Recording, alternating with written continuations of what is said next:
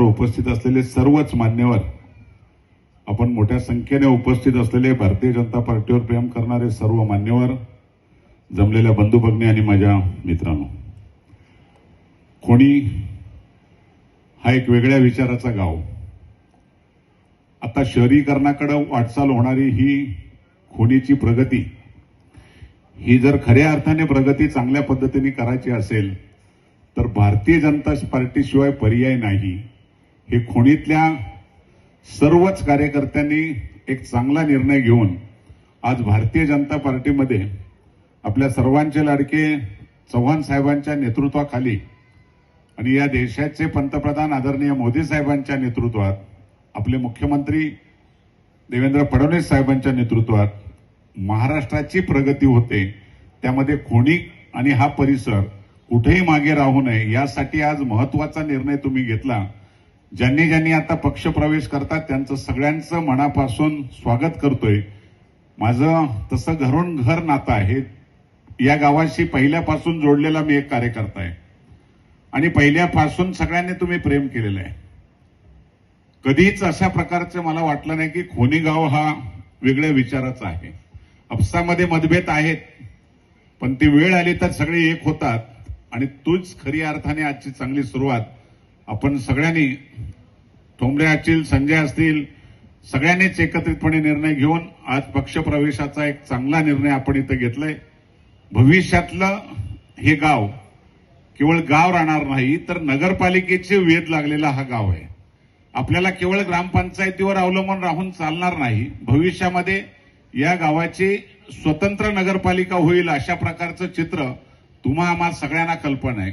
हजारोच्या संख्येने इथं नागरिक राहायला येतात आणि गावाचं गाव पण जर टिकवायचं असेल तर आपल्याला सुविधा महत्वाच्या असतात, विकास महत्वाचा असतो आणि तो विकास करायचा असेल तर राज्याचे मुख्यमंत्री देवेंद्र फडणवीस साहेबांच्या शिवाय पर्याय नाही. आणि म्हणूनच खऱ्या अर्थाने आपण निर्णय घेतलाय.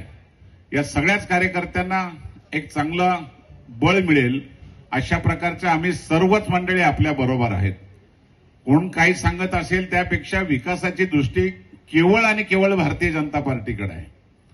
ज्या गावाचा विकास चांगला करायचा असेल, ज्या भागाचा विकास चांगला करायचा असेल तर आपल्या कार्यकर्त्याला ताकद दिली पाहिजे आणि ती ताकद देण्याचं काम आपले प्रदेशाध्यक्ष, सर्वसामान्य कार्यकर्ता जरी गेला तरी आदराने ते आपल्याला सांगतात की आपण चांगल्या विचारातून या कार्यकर्त्याला जपलं पाहिजे.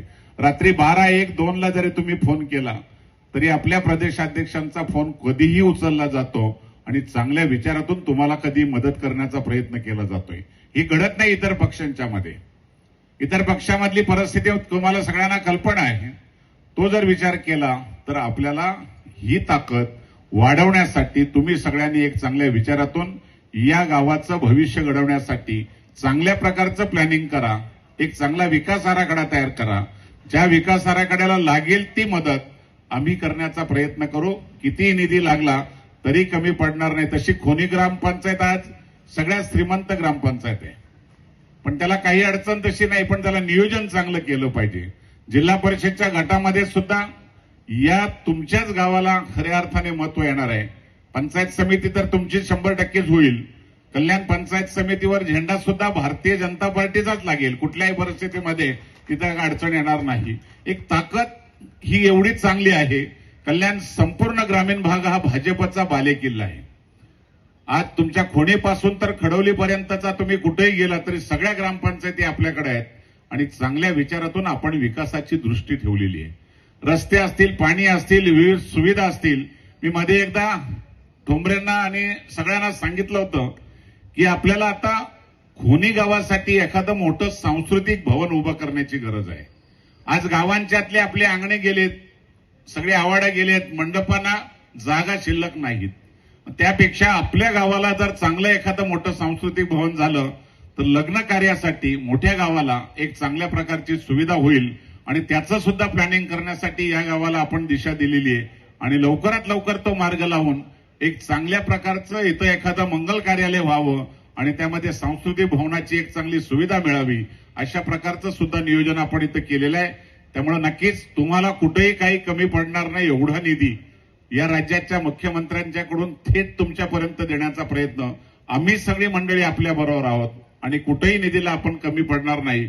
फक्त एकच आहे, दृष्टी चांगली ठेवा. निश्चितपणे चांगल्या दृष्टीतून या गावाचा विकास शहरीकरणाकडे घेऊन एक चांगलं भविष्य घडवण्याचा प्रयत्न आपण करूया. निश्चित त्याच्या अगोदर तुम्हाला सांगायला मला आनंद वाटेल, या राज्याच्या मुख्यमंत्र्यांनी मेट्रोचं जे काम घेतलं आपल्याला, मेट्रो 14 ही ऐरोली, कांजूरमार्ग, शिलफाटा, खोनी, नेवाळी फाट्यावरून बदलापूरला जाते. मेट्रो जर तुमच्या बाजूने जात असेल तर तुमच्या विकासाला अजूनही चांगल्या प्रकारची दिशा मिळणार आहे आणि ती दिशा खऱ्या अर्थाने तुम्हाला सगळ्यात चांगल्याची होणार आहे.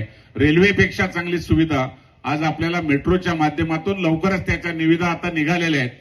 दिवाळीपर्यंत त्याचं काम सुरू झालं पाहिजे. मेट्रो झाल्यावर या भागाचा कायापालट करण्यासाठी आपल्याला कुठलीच अडचण राहणार नाही.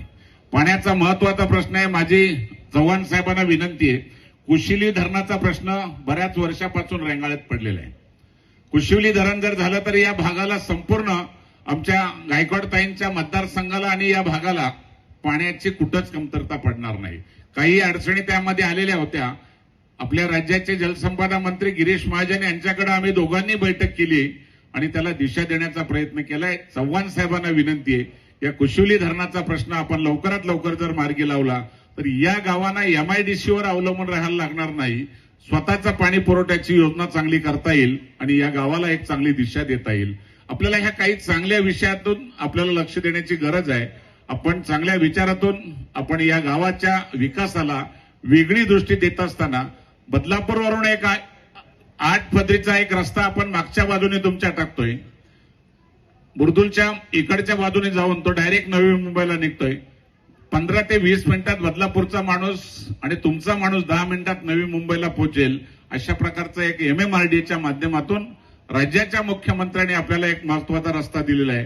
त्यामुळे या दोन्ही पर्याय, मेट्रो, रस्ते आणि पाणी, या चांगल्या सुविधा आपल्या गावाला, आपल्या परिसराला मिळाव्यात यासाठी जे काही आपले प्रयत्न आहेत त्याला कुठेही आम्ही कमी पडणार नाही, हाच तुम्हाला विश्वास देतो.